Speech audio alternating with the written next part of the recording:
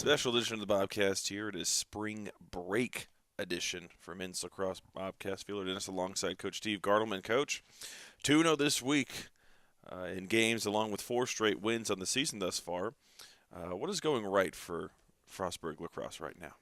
I think that the word is rhythm. I think we're really starting to find a good rhythm to what we talked about in the previous Bobcast and what we've preached all fall of the defense fueling the offense. And if we don't score, we have that 10-man ride where the offense helps the defense by trying to tire people out or get some turnovers. So we're seeing the team find its rhythm. The guys are really having a good time. Practices are light and lively, but really intense when they need to be. So it's that really good balance of business and pleasure. And I think that's the best word for it is rhythm. You spoke about practice and the guys being in the right mindset, and you've said it all season. It's all about energy with your sideline and the way you guys play. And it seems like the energy, the chemistry, if you could say, for momentum and energy is really going right now. Is that fair to say? Absolutely. The guys are pumped for each other, which is the greatest thing, and we've been fortunate to have some good games for our side. So we've been able to play a lot of our guys, and when some guys who don't normally get opportunities to get out there and do their thing, the fellows who are I guess the primary contributors are going nuts. They're going crazy the same way those guys who are getting those first opportunities are doing it for them. So that's what I love is it's not just our starters getting cheered for. It's everybody working for everybody, and the energy is what fuels us. It makes everything a lot more fun as we go through the grind of everything. So we do that in practice too. When the guys score goals in practice, I want them to be excited, and when they make stops, they can chirp each other a little bit. So it's all in good fun, but it's part of the business. In the Shenandoah game, you held the Hornets scoreless in the second quarter. Do you take pride in this feat, or do you, as compared to maybe scoring 7+ goals, 5+ goals in a quarter, do you like having that clean sheet in one quarter? I'm going to say yes. I'm not going to say personally that I quite noticed it or felt value in it in the moment. Yeah. You look back on it, and you definitely like that. That was a good quarter. I know the defensive guys are noticing that and recognizing that. I know Coach Williams and Coach Jones, our defensive coordinators, are really watching that closely. They keep track of quarter scores on their game day sheets, so I know they're trying to see how the pulse of things are going. But when you look back on one of those, it's like that. That's where we pulled away. You look back and yeah, we definitely value that. And again, it's our defense fueling the offense. So if we had a good offensive end with the zero on the back end, it's kind of like the perfect way we want to go about it. All about staying connected. Mm-hmm. Moving to the Goucher game, Sipes, Ward, and Rupert, they had exceptional days. It's the only way I can describe it. Is that like a three-headed monster moving forward offensively? Is that fair to say? Yeah, I think they're really just playing free and confident. They kind of know what their moves are. They know where their opportunities are coming. I think it was last week we talked about, 6 guys. Anytime we put, any 6 guys out there, we think the style of our offense can kind of chew things up. But the way things are going and as the ball's moving, they're the guys, kind of making the money in the back end. So they can do that any day. So can Jason Clinton, so can Jimmy Lucas, so can Jake Howarth, so can Jake Bowman and JoJo Edwards and Taylor McVean. Those guys are just starting to hit their groove. So right now they're riding the hot hand, and we're gonna love it and keep feeling that fire. But if somebody else lights up, I know those guys won't have a problem seeing the ball go in the back of the net for our team if it's out of somebody else's stick. So right now that's our monster. We'll see who it is coming into today. Looking at Paul Rupert specifically, he's been really good all season. You've kind of answered this in the last one, but what have you seen from him specifically this season that has just been really, really special? Yeah, for I'll call him a smaller frame, he plays so tough, and he runs with a great lean. He engages body contact and then steps away. He's got a great bounce to his step. So, for, again, a smaller frame guy, he really plays a big game, and he can see the field. There's guys that might be taller than him and might be clogging some view, but he can see the field so well. So he's really starting to pick the calculated risk that we talk about, where I want them to play free, and if they see somebody open, rip that thing in there and, understand that they can trust themselves. So he's really starting to see where the boundaries are of, take this risk, don't take this risk, and he's shooting well. He's starting to put the ball in the back of the net, and he's shooting at a high clip. Do you think with, like you say, he's shooting well and the confidence kind of growing, is that really attributing to him picking his spots a little better here in the season? Yeah, absolutely. He gets his hands free. He's not making as many, tough contested shots. He's beating people clean because the ball is moving well. He's getting people on approaches instead of, the one-on-one beat down, kind of dodging. He's getting people flying at him so he can use his speed and quickness to engage and get past him. So I think that's, what we talked about with the flow and rhythm of the offense. He's seeing his opportunities and just taking advantage. He's doing a great job. Always helps to get some screens from Jason Clinton as well when you're Yes, trying it to free does. yourself up. Looking at the McDaniel game today, what do you want to see from the team here over spring break? You know, a little bit of distraction, no classes. You got a little more free time. What do you want to see from the squad? Yeah, I want to see us, flush the past. This is one that the guys are, a little fired up for. This is one that I believe McDaniel got us in a one-goal game last year. It's a close one, yeah. So I knew it was close, but making sure that we can maintain our energy, maintain our focus. We're not going to get too high, not going to get too low. Coming out there and just going to work. So I want to see them, kind of flush the past, focus on we're a new team, they're a new team. Nothing, is quite the same as it was last year for anybody. New rules in the sport even. So, so just go out there and play lacrosse. Do what we do. We feel good about our scout. We think they're a really talented team. But if we go out there and just play in this free, energetic style while being disciplined in the right moments, and having that balance, we're going to go out and have a great day. You mentioned the new rules. How do you think the guys have acclimated to this new adjustment in the game? Great. Really, really. We are now starting to use our eyes in the shot clock as much as, the bench and the calls in the shot clock. So that is still where we have to improve a little bit. But the style and everything is great. We're not getting a ton of, delay penalties in the clear. We're not getting a ton of, timer penalties in the offense. That's where we got to use our eyes a little bit more. We're seeing that the dive rule, we have Jake Bowman and Sipes scored 1 or 2 on the dive that were, good legal dives, and we're not overusing it to get ourselves penalties or turnovers. So I think they're seeing that there's some differences, but it's still the same game, just a little bit turned up. And I think it's really going well for us in that sense. So we love it. We love the style. We love the rules. We love what's going on with it. And everyone's playing a new style, so everyone's kind of feeling it out. But I think what we're doing is, kind of the fun way to play it by letting the guys have the freedom, letting them just run through the whole game clock.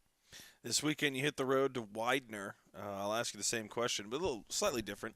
Now, obviously, you're on the road. How do you keep that energy that you've stored up here in Bobcat Stadium and take it on the bus and go to Widener? Key's a good movie. Key's a good movie on the bus. There you go. No, I think it's maintaining our health and having a good couple days of practice, having a recovery day, a good couple days of practice to make sure that we're just confident. I believe in what Pete Carroll preaches, and coaches win practices, players win games. So we're going to ask a lot of the guys, but we have to recover, and that's part of the coach's duty to make sure we manage the workload, figuring out where we can get scout looks, where we can pull back. But that's the thing, is just making sure that our practices are great, so the guys going to Saturday confident. And once you're confident, you can have a lot of fun making some plays. And if it doesn't go in, you're not going to fall off the roller coaster, so to say. And you'll still be able to maintain that energy, find that juice in 4 quarters. And 6 a.m. wake-ups are tough to get on the bus. But like I said, you get a little breakfast in the guys, put on a decent movie, the bus ride is just fine. Coach, it's spring break when the high is 52 today. Beautiful. We hope you have a good spring break and good luck today. Thank you so much.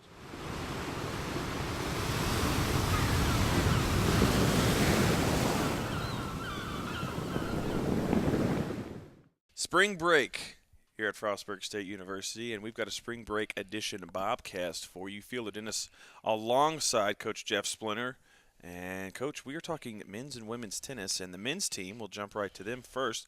They got a victory this past weekend on the road. They won 8-1 over Penn State. Altoona, correct. Thank you. There's many Penn State colleges, many branches. 8-1, they won over Penn State Altoona. What did you see from the guys this past weekend that you liked?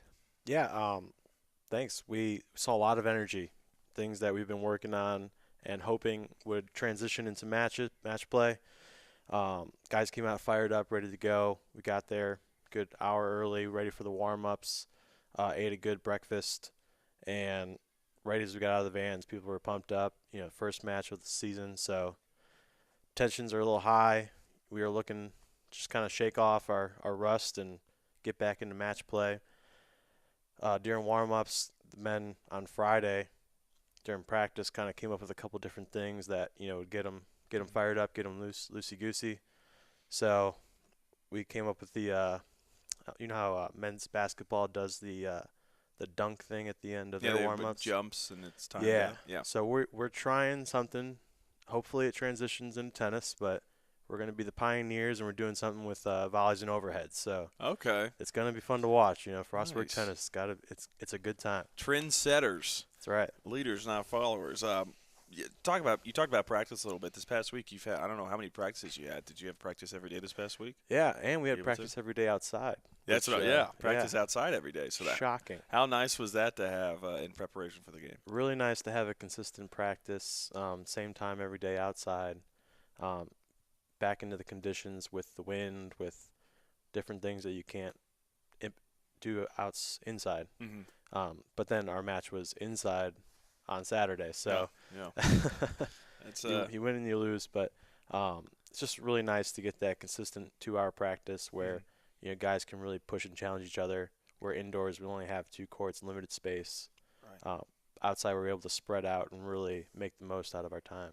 Who really impressed you in the Penn State Altoona matchup from a singles side of things? You won 8-1, so everyone did pretty well. Who really impressed you? Yeah, singles wise, we won all 6 of our singles matches on Saturday, and a couple of the guys that impressed me. I mean, you go down the line, Shasta, pretty routine match at one singles, really good player that Penn State Altoona had at one singles that was challenging, and indoors, he wasn't feeling the best. He was a little sick that day, but Shasta has been working on specific things in practice and really able to implement them into the match play.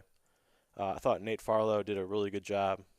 Their number 2 singles I thought was right up there with their number 1. Really consistent, really tough player to play against, kind of a wall. And Nate was just kind of held his mentality and didn't let the other guy kind of get into his head. And you had a tough first set where he was up 5-2. The guy won the next couple of games and then closed it out 6-4.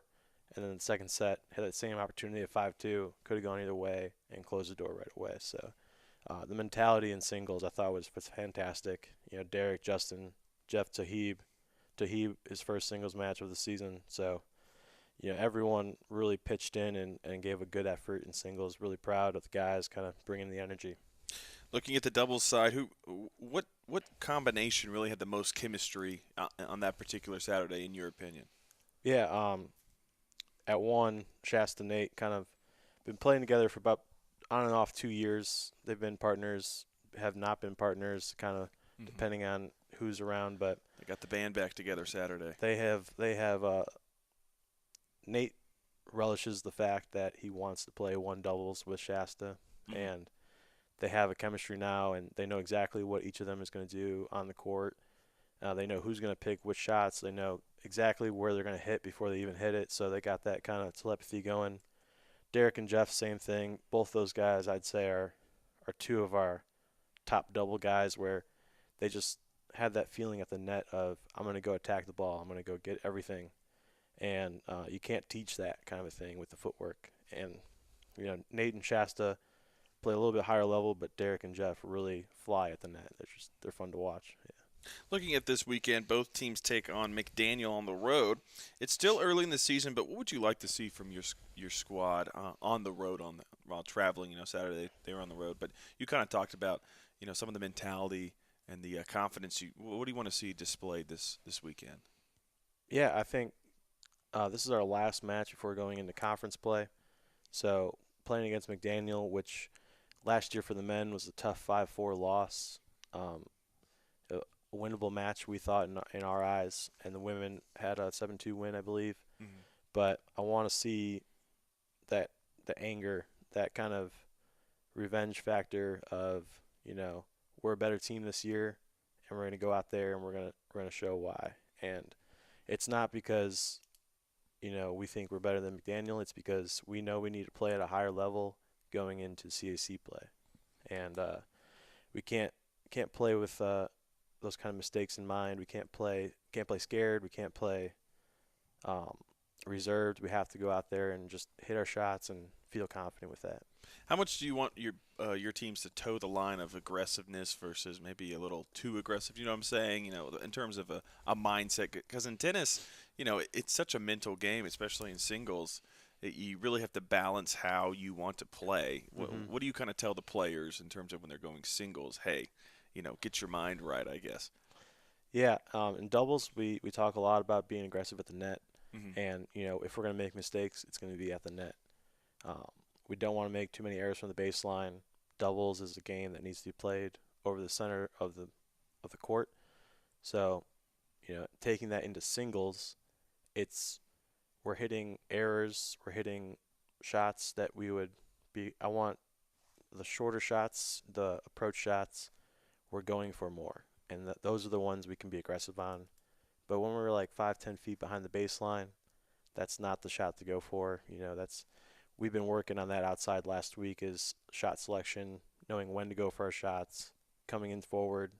If we're at the net, I feel very confident that our guys are gonna and women are gonna hit the right shots. So that's something we've been working on, like court positioning, and then being aggressive accordingly. Always important picking your shots, picking your battles, I guess, out there on the tennis court. When you're talking about the women's side, they did not play this past week, but they will be taking on McDaniel, as we said earlier. Are you excited to see what they bring to the table while traveling?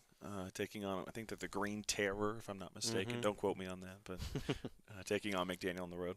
Yeah, absolutely. Our women have been working equally as hard. We've been going through some injuries on the women's side, so everyone's giving it their all in practice and also going into the training room and getting the treatment they need to make sure they're able to play for this upcoming schedule, which is going to be pretty daunting this next week. So, they're coming in. They're same thing as the men, kind of super energized, ready to play that first match, kind of get it out of the way, and hopefully bring some good positive things this semester and kind of carry that streak that we had going last semester until Bethany. But the women have, I think, a pretty solid record already, and non-conference play, we definitely want to keep that streak going. Final question for you. As we said, spring break here, spring break edition of the Bobcast. What do you want to do with this time off for your team in preparation? I know you have practice later today. What do you want to do with this time off? And it's cold, but it's decent weather. It's not wet, I guess. Yeah, it's almost 40 degrees. We'll take that. Spring break. We're just looking for the team to connect as a whole, connect as a unit. We don't have much time during the season because we're a full year sport to kind of just relax and get to know one another. So, as we travel down to Fredericksburg this next couple of days, playing Mary Wash, St. Mary's, and Southern Virginia, we're just looking to take our time that we're not on the court, spend it together, kind of get to know one another. We do have a relatively young team with a lot of seniors, but a lot of sophomores and first-year players on the team. So we are looking to get everyone as a cohesive unit, get everyone fighting for the same goal, and work hard and really compete in conference this year. Coach Jeff Splinter, thank you for joining us, and enjoy the rest of your spring break. All right, thank you.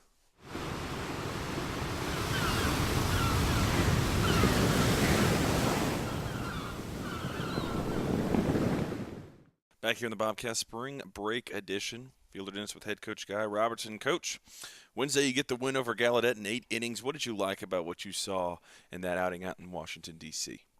Well, I think we put together a pretty complete ball game. With I think the exception of the seventh inning, the only blip kind of on the radar there. Mm-hmm. We put together a pretty complete ball game. The guys swung the bats well. We got some timely hits and played really, really good defense. I think that was the one biggest thing that jumped out at me. It was really nice. I think we played probably the best game defensively we played all year. In fact, there's no question about it. We had not only did we make all the plays, we made several above average to great plays. So I think it was nice to see that out of the guys and know what they're capable of defensively. We've had so many balls put in play differently this year than years past with the lack of strikeouts. The pitchers got to know that they can trust their defensive guys and the guys behind them and know that if the ball gets put in play, there's a really good chance that an out's going to be made. So I think that's important. I think that's important, moving forward. But it certainly played huge on that particular day because, it cut down some potential run-scoring innings for them. So I was really happy with how we played defensively. You talk about, like you said, the best defensive game you played out at Gallaudet. One of the highlight plays was Mitch Fife making a diving catch out in center field. How has he instilled some confidence in the pitchers being his first year here? Yeah, he's done a great job. Some of those things that go unnoticed. I mean, we've talked in past weeks about things that don't show up in the box score. Mm-hmm. Just how he helps, not only position himself, but the corner outfielders and communicating with them and trying to help them, know when to zig or zag and do those types of little things. The communication piece is huge out of the center fielder, and he's done a really good job of that. So not only has he been an excellent defender himself, but he's also helped the other guys as well. Using so many pitchers in the matchup against GU, was that – I know that's in non-conference. You want to try and get as many innings for some guys as possible. Was Was that process determining who you wanted to throw in the upcoming weekend series, or is that just more about reps? No, it was about reps. It was about getting some guys on the mound who hadn't been there yet just because of the schedule and the way it got shortened up. We needed to make sure that everybody had seen the mound prior to going into the first conference weekend and that amount of games in such a short amount of time. So didn't want a couple of guys' first outings to be in the first conference weekend, and wanted to make sure that they got an opportunity to get out there, get their feet wet, and kind of get themselves prepared moving forward. So your team drops the weekend series against Christopher Newport. This is a bit of a broad question, but what did you see this past weekend as opposed to the previous series early in the season? Well, I saw a ball club that's prepared to compete for a national championship. That's what I saw. I mean, those guys are going to be in the hunt for the end of the season prize, the greatest prize when it's all said and done. Those guys are going to be in the hunt for that. They have an excellent offensive ball club. I mean, they hit 1 through 9 for 3 straight games against us. There was not an easy out in their lineup. Every one of those guys is battle tested. Every one of those guys was a tough out. Everybody, those guys grinded out at bats. They weren't going to let you put them away easily. And they did an outstanding job. It didn't hurt, obviously, that the wind was blowing out. I mean, we hit our fair share of home runs, but I mean, for a 3-game set, there was a ton of home runs hit. So, but they hit some balls that were going to go out on any normal day too.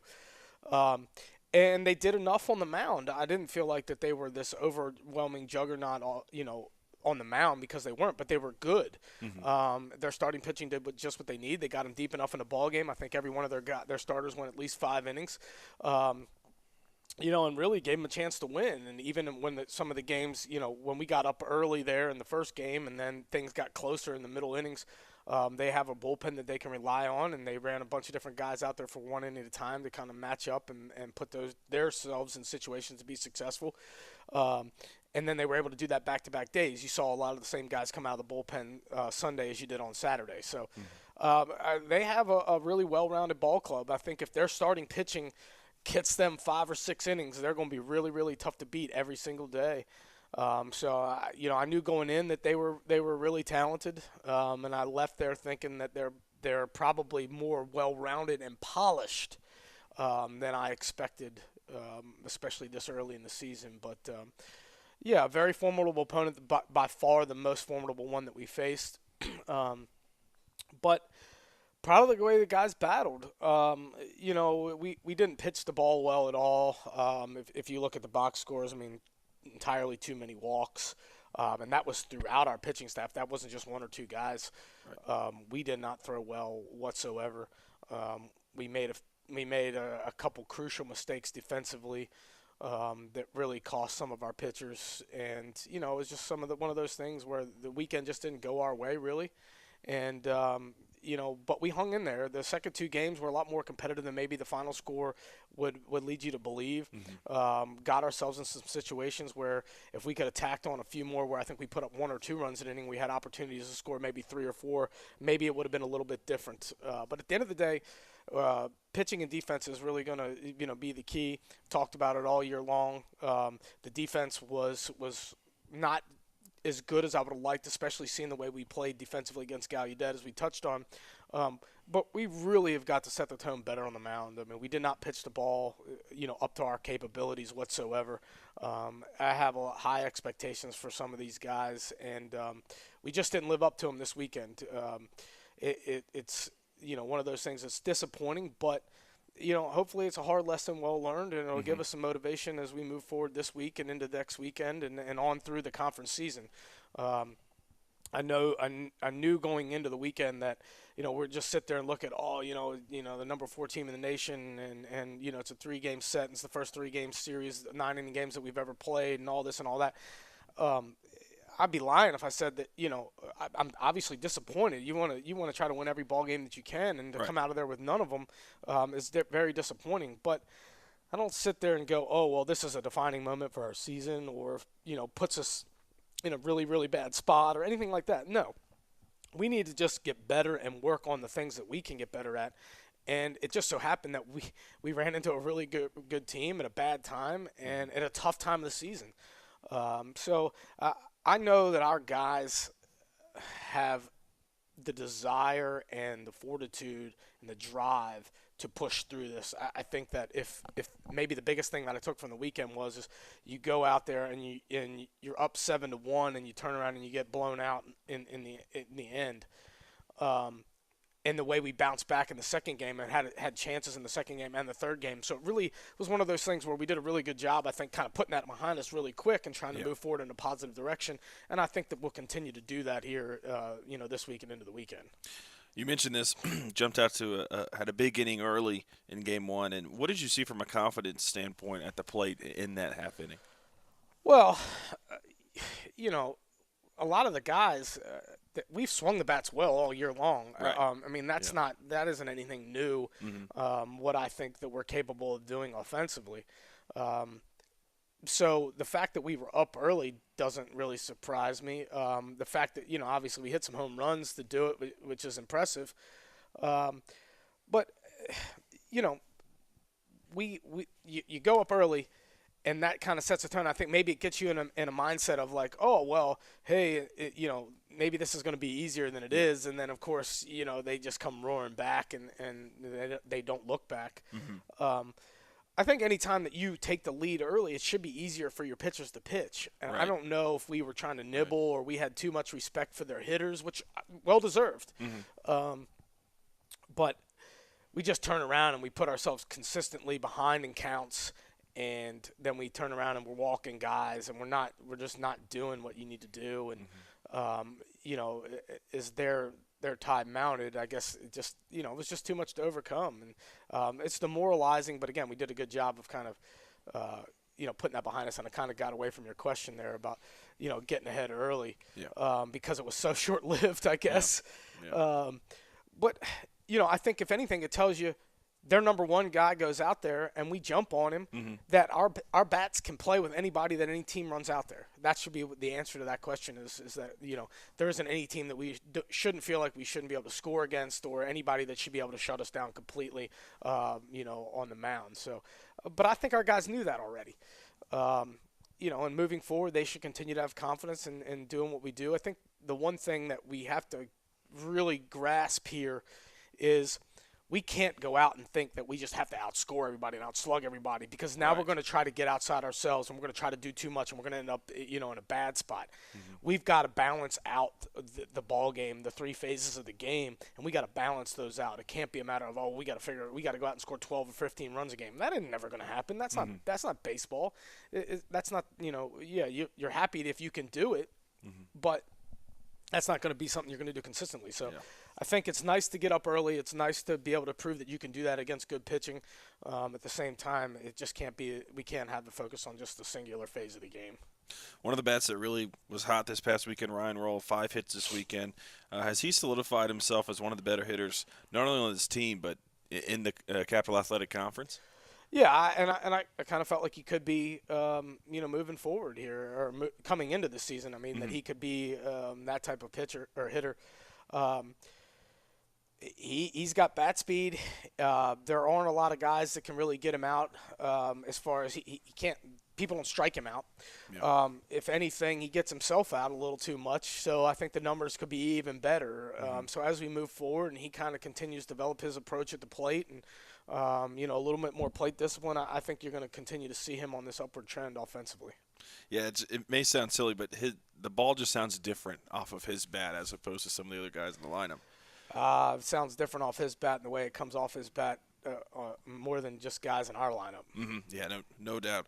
Looking at this week, you've got Penn State Altoona today at home for the first game. Well, it was for the first game of the season at Bob Wells Field, but we've moved locations. Are you excited to finally not be on a bus? I am ecstatic. Yeah. It's hard. And I don't want to overstate it or whatever. It's probably harder on me than it is on everybody else because I go through it year after year after year after year. Right. You do have to be resilient and you do have to, be flexible and those types of things. And yeah, it's nice to not have to get on the bus and go play somewhere, whether it's 2 hours away or 6 hours away or whatever the case may be. we're kind of hopefully coming to the end of that here where, it's always fun to get going. You get on the bus and you're excited and you get going. And then after you've done it 3, 4, 5, 6 times in a row, for long extended periods of time, it becomes tough. It becomes mentally draining. And I'm glad we're kind of the end of that run here. It was fun. It's good for chemistry and camaraderie and those types of things. But it gets to a point where it just becomes too much, and I think we're kind of to that point. It's nice to kind of get some nice weather here and be able to just kind of go about your business normal, even though we got to go down the road 15 minutes to play to get to a little drier surface, but that's easy. So I'm excited about it. For this weekend, you take on another team picked for the top of the CAC preseason poll in Salisbury. What do you want to see from the team in terms of what they built off of the CNU trip? Well, I hopefully we can take the same offensive approach as we move forward. You're going to run up against another ball club who pitches the baseball very well. Yeah. I don't expect to see the offensive outbursts that CNU put up. But as far as, what we have to take is we have to take a renewed mindset to the mound with us. I think that needs to be something that's very in the forefront of our mind is that we didn't pitch well. And everybody that took the baseball and that struggled needs to take that personally and needs to, whatever their role is, whatever they're asked of, go out and put a better foot forward. That starts with today and some of the preparation that some of these guys are going to get in the game situation, and also moving forward, tomorrow some of these guys are going to get on the bullpen mound and be able to do some work. So that's where it starts. If we're going to have a chance to do good things this weekend, we have got to pitch the baseball better, period, end of story. Anytime you go down to their ballpark and you got to play down there, there's unexpected things always happen over the years. It seems like down there, it's going to be a grind and it's going to be tough. There's no question about it. I mean, they're a good club. A lot of new faces down there for them, so it'll be interesting to see. But, the results have still pretty much remained the same for them of what they've gotten early this season. They get starting pitchers that go deep well into ball games. They find ways to win ball games, and they've beat some good teams. So, and they're off, obviously, to a 3-0 start in the league. So, more of the same for the Seagulls. So, we'll be up against it again. We knew going into this 2-weekend set to start the season, it was going to be a huge, tall task. Unfortunately, we weren't up to it as much as I would have hoped or liked this past weekend. But we're going to move forward in a positive direction, and we're going to figure out a way to win these ball games and just grind through them like only we can. So we'll just go, unfortunately, cliche-ish, one game at a time, and try to figure out how to win the first 9-inning game. Coach Guy Robertson, thank you so much for joining us. Good luck today, and have a good spring break. Thank you.